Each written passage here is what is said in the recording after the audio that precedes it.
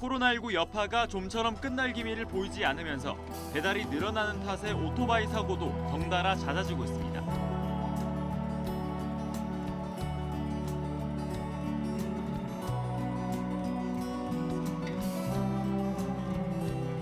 안녕하세요, 보산멘토입니다. 최근 코로나19로 사회적 거리 두기를 실천 중에 있죠. 그래서 그런지 많은 분들이 가족들과 함께 주변 식당에 나가서 식사를 하는 것이 상당히 불안하게 됐습니다. 아예 바깥으로 나가는 것 자체도 어려워하는 분들이 있는데요. 그래서 안전하게 배달 음식을 통해서 집 안에서 식사들을 하는 것 같습니다. 이렇게 배달 음식의 주문량이 급증하면서 배달 대행 종사자들의 수도 상당히 급증한 것 같습니다. 그래서 이 배달 주문 건수에 따른 수수료를 받는 체계다 보니까 많은 배달원들이 교통사고에 노출되고 있습니다. 특히 오토바이 사고는 이 중상해 유형이 상당히 많은데요. 차 대 차 사고처럼 차량 안에 탑승해 있고 또 안전벨트로 매고 있는 게 아니라 오토바이를 타고 가다가 차량과 충돌하게 되면 붕 떨어져 날아가기 때문에 매우 큰 상해를 입곤 합니다. 이렇게 큰 상해를 입고 병원에 입원하고 또 수술하고 또 치료 기간이 길어지면 그만큼의 휴업 손해로 발생하고 앞으로 언제 다시 배달원으로 돌아올지 모르기 때문에 많은 분들이 사고를 당하고 보상 처리를 어떻게 해야 되는지에 대한 상당한 궁금증이 있으신데요. 이런 분들에게 주로 두 가지의 보상 유형이 대두가 됩니다.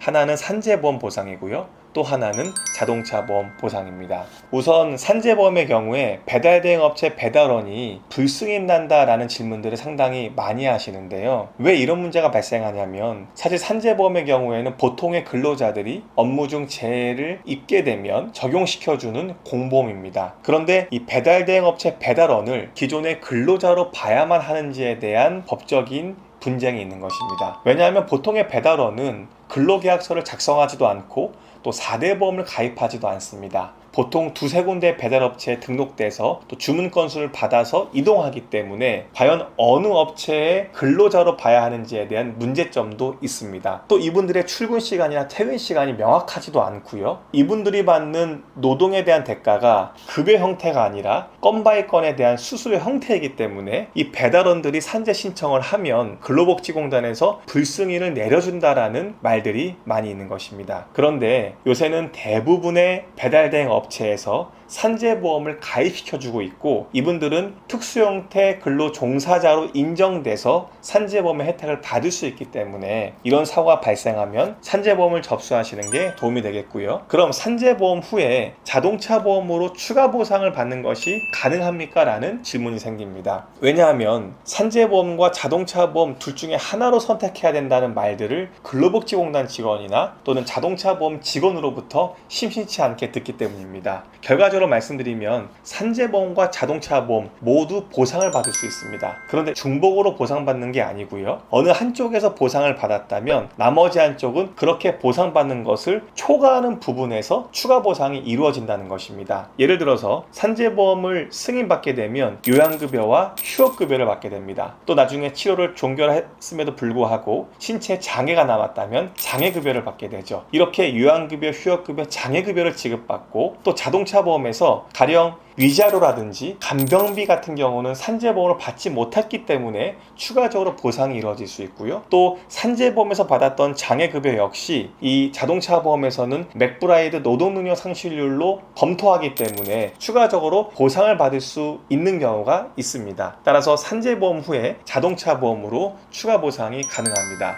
자, 그러면 산재보험을 선 적용해서 보상을 다 받고 자동차 보험으로 처리하는 경우에는 어떤 경우일까요? 첫 번째는 근로자의 나이가 적어야 합니다. 왜 근로자의 나이가 적어야 할까요? 산재보험은 나이가 20세에 사고가 당했든 60세에 사고가 당했든 근로자의 나이를 보지 않습니다. 따라서 휴업급여를 받던 장애급여를 받던 나이에 불문하고 해당하는 금연을 모두 지급받습니다. 반면에 자동차 보험의 경우에는 가동연한이라는 것이 정해져 있기 때문에 가동연한에 다다르게 되면 보상받을 수 있는 보상액이 상당히 줄어들게 됩니다. 따라서 산재보험을 받고 자동차 보험으로 추가 보상을 받으려고 하는 분들은 당연히 근로자의 나이가 조금 적어야만 추가 보상이 이루어질 수 있고요. 두 번째는 피해자의 과실도 적어야 합니다. 산재보험의 경우에는 근로자의 과실을 전혀 묻지 않습니다. 무과실주의로 전부 보상을 하는 것이 원칙인데요. 반면에 자동차 보험은 손해배상이기 때문에 타인이 나에게 잘못한 과실만큼만 보상하게 되죠. 그런데 내 과실이 적으면 적을수록, 즉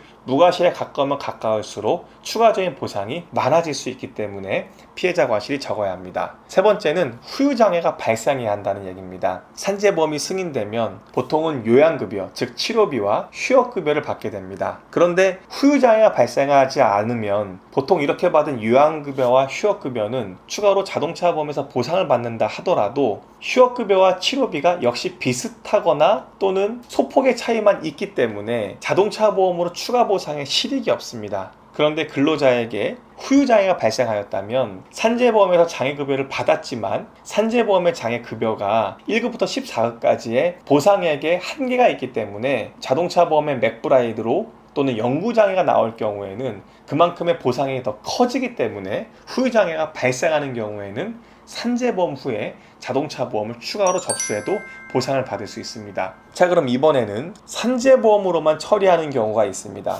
이 경우는 어떤 경우일까요? 첫 번째는 근로자의 나이가 많으면 산재보험에서 끝내도 상관이 없습니다. 산재보험에서 요양급여와 휴업급여와 장애급여를 다 받았고 자동차보험에서 추가로 받으려고 하다 보니까 이 근로자의 나이가 많아서 가동연한에 걸리게 되면 사실상 일실수입이라는 것이 거의 나오지도 않고요. 보통은 비슷하기 때문에 근로자의 나이가 많으면 자동차보험으로 추가 보상에 실익이 없습니다. 두 번째 경우는 피해자의 과실이 많은 경우인데요. 아까 말씀드렸다시피 자동차보험은 상대방이 잘못한 과실 부분만 보상을 받는 거기 때문에 상대방의 과실이 상당히 적고 내 과실이 많게 되면 이미 선보상 받았던 산재보험의 요양급여나 휴업급여보다 초과할 만한 가능성이 별로 없습니다. 그래서 내 과실이 가령 50% 이상인 정도면 산재보험으로 보상받아도 큰 손해가 없고요. 세 번째로 후유장애가 없다면 산재보험으로 보상받으면 되겠습니다. 말씀드린 것처럼 요양급여와 휴업급여를 이미 기지급받았고 또 자동차보험으로 치료비와 휴업 손해를 받는다 한들 이 두 개가 거의 비슷한 금액의 양상을 띠고 있기 때문에 산재보험만 해결해도 될 것 같습니다. 네, 이렇게 해서 배달 중에 오토바이 사고가 발생하였다면 산재보험과 자동차보험을 어떻게 선택할 것인지, 또 산재보험을 먼저 접수해서 자동차보험을 추가 보상을 받을 것인지, 아니면 산재보험만 승인받아서 보상을 받을 것인지에 대한 말씀을 드렸습니다. 결론은 교통사고 피해자 본인의 상황을 잘 파악해서 본인에게 최대한 유리한 쪽을